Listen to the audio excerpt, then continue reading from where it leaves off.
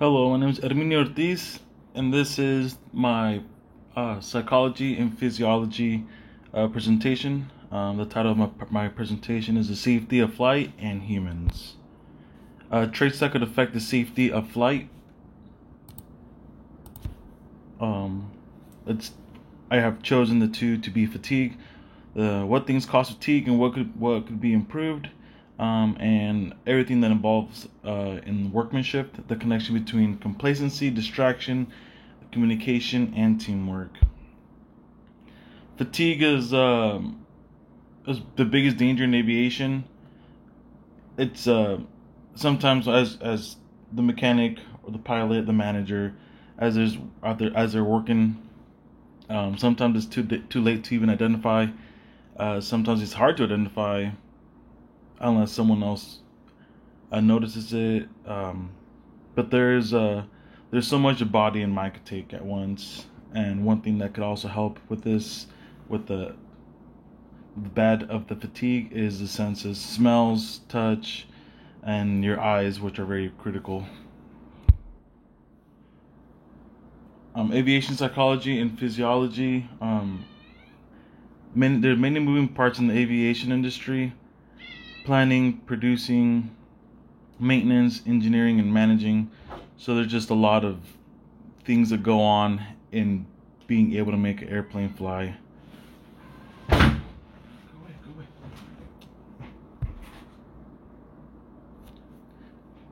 There's also physical fatigue, lifting, climbing, repetitive motions for the people that are on the ground. Um, and psychological fatigue, there's computer screens, even though it's not physically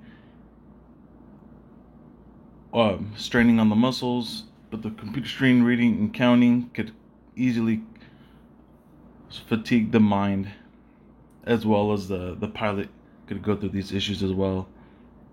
Looking at the screen, flying for a flight that's 10 plus hours is just a lot on the mind, and that's why those pilots are the ones that are typically the most qualified, with the most practice, knowing what they are doing. And the workmanship side of things, and the potential of dangers. There's tasks. Complex tasks need full concentration from distractions. Assuming something is something to avoid. When somebody assumes that somebody else is in charge of something, it's better just to ask the proper questions. That way, everybody could understand what is going on at all times. And more than anything, teamwork is key.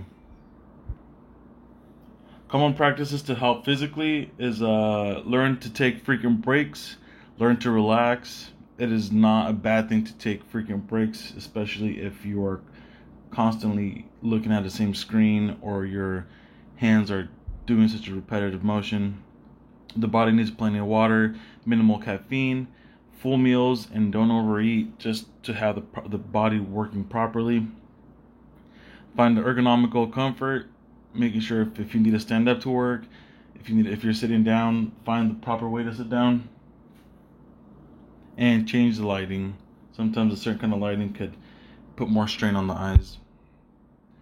Psychological practices, safety of the person and the asset are always the biggest concerns.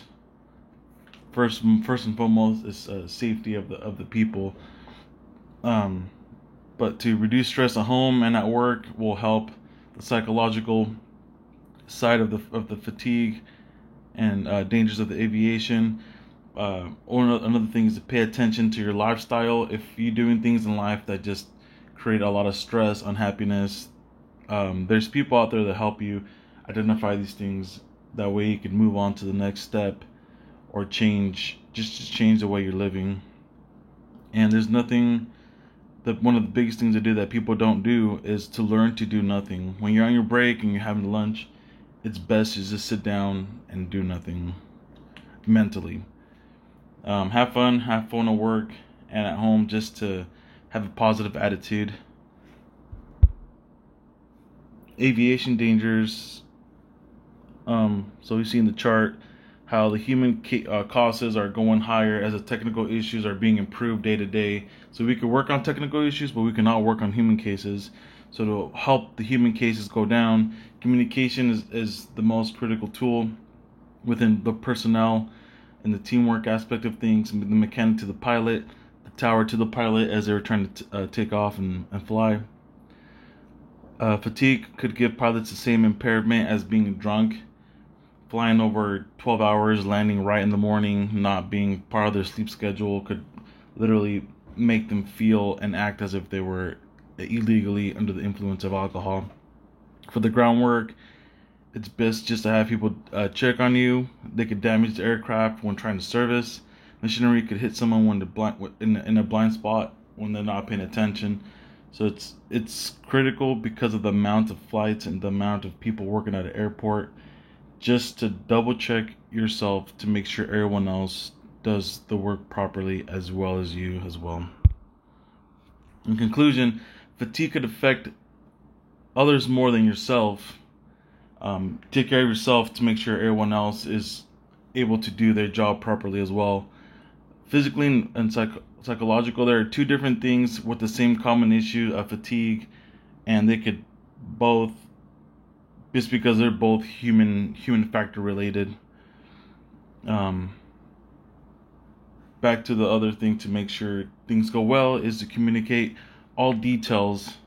This goes to the communicating and the assuming between people, mechanics, pilots, towers, all the managers. It's best to relay all information, that way everybody knows what is going on at all times. And more than anything, just follow all procedures. If you follow everything line by line, let the system fail you and you not fail the system. These are my resources. Thank you.